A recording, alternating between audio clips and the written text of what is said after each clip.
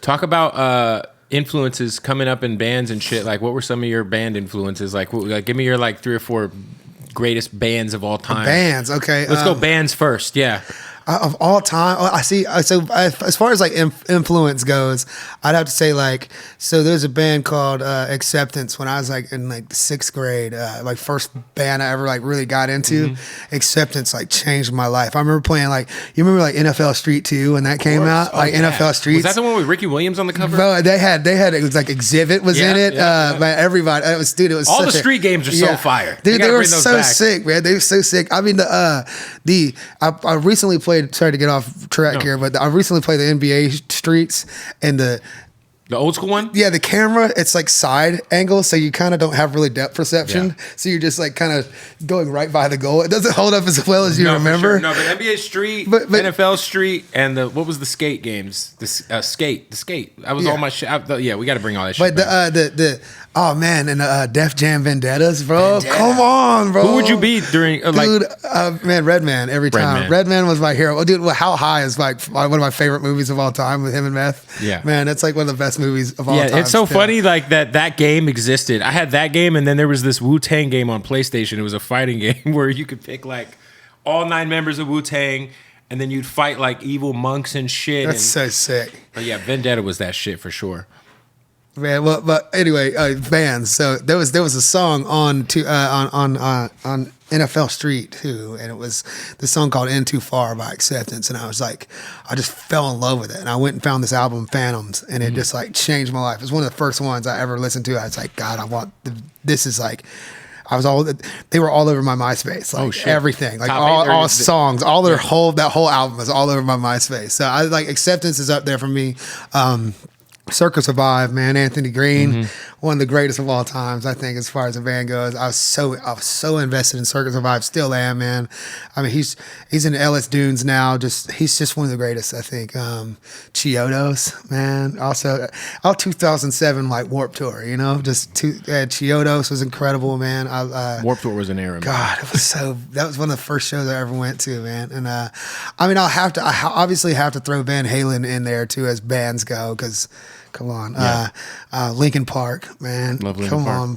Come on. R.I.P. to Chester, man. Yeah, come on, man. And Mike Shinoda just came out on stage at some radio show. I was like, oh shit. I think he came on stage with somebody. Dude, they've changed my life, man. I got those first 2 albums, man, were like my childhood. Dude, Hybrid Theory is one of the first ones I got. And Meteora. I got one of my first like Christmas where I got CDs, and you remember when they used to be wrapped, and you just knew your parents got you those. Yeah, because it was the shape of a CD. Yeah, it was, dude. But I had gotten Hybrid Theory, No Pads, No Helmets, Just Balls by Simple Plan, and there was like a 3 CD set of Switchfoot. It was like Legend of Chin, and I forget the other 2 records on it, but it was like 3 CDs all in one. You knew you were getting CDs for Christmas and DVDs or games. You'd be like, is this a movie or a game? Yeah. That was the catchy part. Yeah, did you get a DVD or a video game? Like, I hope it's a game. I hope it's not a fucking movie. I don't want a copy of Click. You know what I mean? I don't need Clerks. I'm fine. No, that's dope, man. Yeah, no, Linkin Park, I got to see them. I went as a kid to the Hybrid Theory tour. Oh, so jealous. And they had there's this rapper named MC Supernatural. I don't know if you've ever heard of him. But Supernat is like the freestyle god. Yeah, right. So at the time, he would do this shit where I would see him on these like smaller hip hop shows for like Dilated Peoples of Jurassic 5 and shit.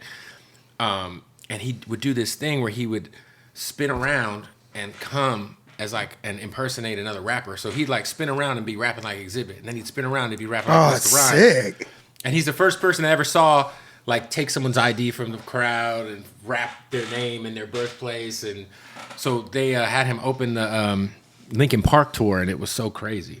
But because I'd never seen somebody combine like hardcore real hip hop shit and like rock shit in that way, and without it being corny.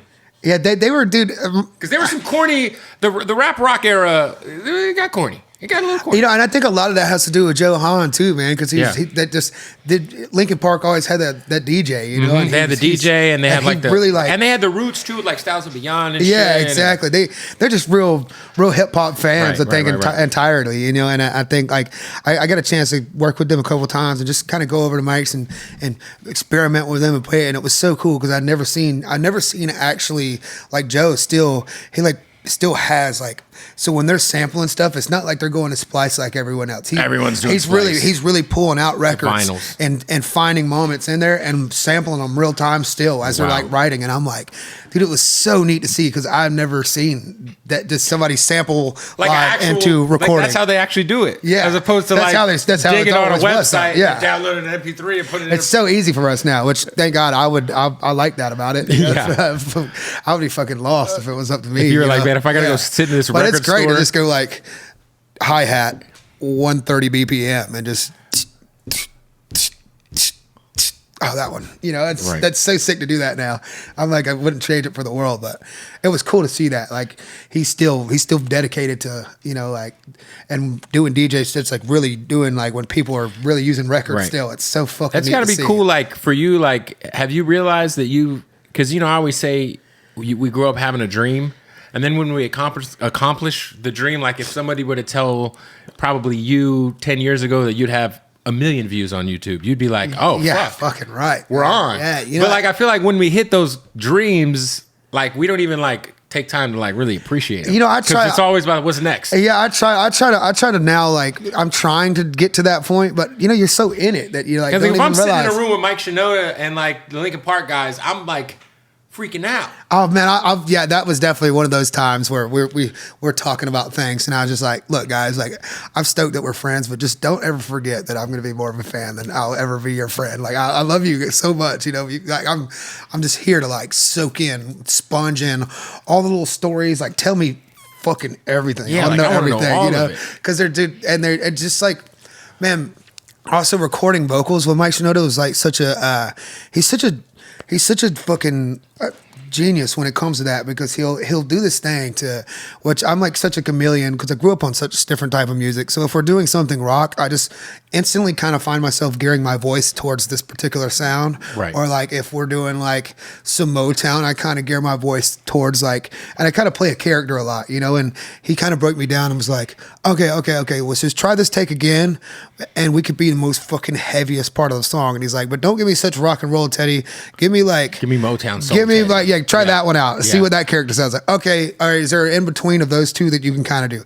Okay, so why don't you give me like why don't you give me your more like indie rock voice? Or why don't you give me more of this kind of voice? Why don't try some fucking weird, give me musical theater, Ted, right here. Like or opera. Just give me some opera, you know, and he'll kind of like carve, and I'll just be like, damn, I never thought those things would go together, you know, because my brain just goes like, you know, and I don't think to change my voice to not fit what it is. You have the ability to do so much. Like if you dropped a country album tomorrow, nobody would think twice. They'd be like, that's what I would. If you did a full R&B album, that's people the plan. Be like, yep, that's the plan, man. I hope to be able to just kind of.